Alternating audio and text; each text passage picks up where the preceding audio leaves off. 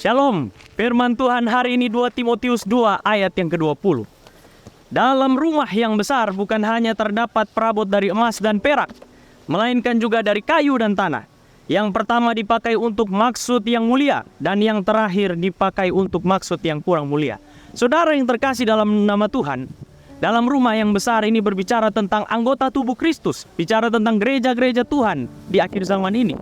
Ternyata dalam rumah yang besar ini terdapat hamba-hamba Tuhan, anak-anak Tuhan yang terbuat dari emas dan perak.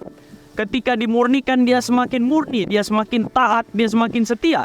Sedangkan dalam rumah yang besar ini juga ada yang anak-anak Tuhan, hamba-hamba Tuhan sama seperti kayu dan tanah.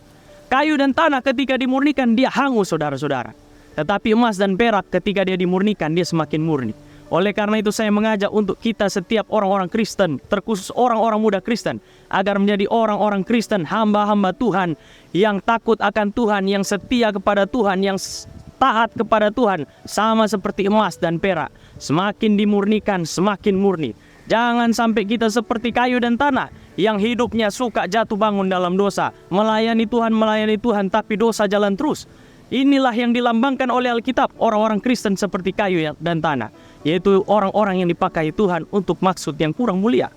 Oleh karena itu saya mengajak setiap kita orang-orang Kristen, terkhusus orang-orang muda Kristen, agar kita taat setia kepada Allah dengan hati yang tulus melayani Tuhan, mengikuti Tuhan. Saudara yang terkasih dalam nama Tuhan, ada dua tipe orang Kristen di akhir zaman ini, saudara. Yang pertama, dia baca firman, dia dengar firman, dia mau belajar tentang firman dengan tujuan ingin dikuasai firman.